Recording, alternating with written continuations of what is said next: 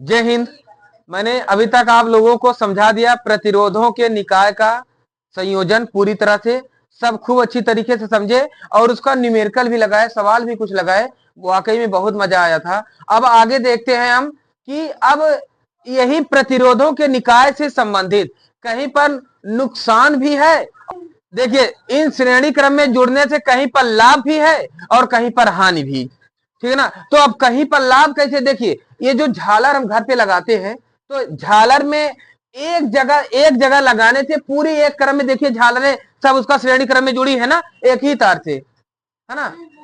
तो श्रेणी क्रम में जुड़ी है, तो अगर बीच में कोई फॉल्ट हो गई है, कहीं करंट आ गई है, तो इसका बटन एक ही जगह होगा, ना कि एक एक जगह बटन लगेगी, है ना। तो कहीं कहीं इसका साइड इफेक्ट भी है, कहीं पर हानि भी है, कहीं पर लाभ भी है ना। तो यही हम देखते हैं। सबसे पहले श्रेणी क्रम हम देखते हैं। श्रेणी क्रम में यदि एक उपकरण कार्य करना बंद करे तो अन्य भी बंद हो जाएगा। अगर मान लीजिए ये एक लाइन से जुड़े हैं, तो इसमें से कोई भी, चाहे इसमें से कोई कार्य करना बंद कर दे, ये भी कार्य करना बंद कर दे, तो ये वाला करंट इसमें नहीं दे पाएगा। अगर ये काम करना बंद कर दे, चाहे आगे चाहे पीछे, तो ये इसका करंट नहीं जाएगा। तो मतलब एक भी करंट काम करना बंद कर देगा। कैसे, जैसे देखिए श्रेणी क्रम में ये जुड़ा है ना,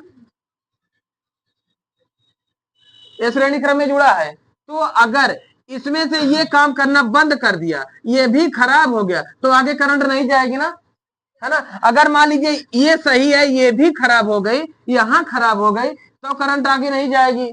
तो यहां कहीं भी खराब हो जाएगी, यहां ये दोनों सही है, अगर ये भी खराब हो गया तो करंट नहीं जाएगी। मतलब इसमें से सब सही होना चाहिए, ठीक है ना। अब यही बात समांतर क्रम में है। तो देखो समांतर क्रम को ऐसे जोड़ा गया था ना, ऐसे जोड़ा गया था ना, तो इसको एक जगह ले जाकर जोड़ा गया था। अगर मान लो ये खराब है तो इससे तो करंट जाएगी, ये खराब है तो इससे जाएगी, मतलब किसी एक से जाएगी, इसमें दिक्कत नहीं है। ये बात समझ गए, है ना। अब इसके बाद कह रहा है श्रेणी क्रम में जुड़े उपकरणों का एक ही स्विच होगा। मैंने बताया ना, एक ही जगह स्विच होगा, है ना, जो जरूरत के वक्त बंद नहीं हो सकती। अगर मान लीजिए किसी को करंट लगी है तो बीच में कोई बटन होगी नहीं कि दौड़ के जहां से झालर चालू है वहीं काटोगे। इतनी बात समझ गए। फिर इसके बाद इसमें समान वोल्टेज 220 से कम वोल्टेज पर कार्य नहीं करता। समान वोल्टेज, इसका समान वोल्टेज 220 को माना जाता है। हाँ, एक बात ध्यान देना, समान वोल्टेज को 220 माना जाता है ना। 220 वोल्ट को समान वोल्टेज माना जाता है। तो समान वोल्टेज पर ये उससे कम वोल्टेज है तो ये काम नहीं करेगा। अब उससे अधिक है तभी काम करना प्रारंभ होगा। इसमें समान वोल्टेज 220 से कम वोल्टेज पर कार्य नहीं करता। ये बात समझ गए। अब यही सेम प्रक्रिया है कि यदि एक बार एक खराब हो तो दूसरा कार्य कर सकता है। मैंने समझाया ना, यही बात। इसमें लगभग 2 स्विच होती है ना, या 2 से अधिक होती है, लगभग 2 तो होंगी ही, है ना। एक खराब हुई दूसरा के चालू, दूसरा का तीसरा का तीसरा का, मतलब ये चालू रहेगी। इसमें समान वोल्टेज रहती है। समान वोल्टेज कितनी, 220 रहती है ना। ये समान, हाँ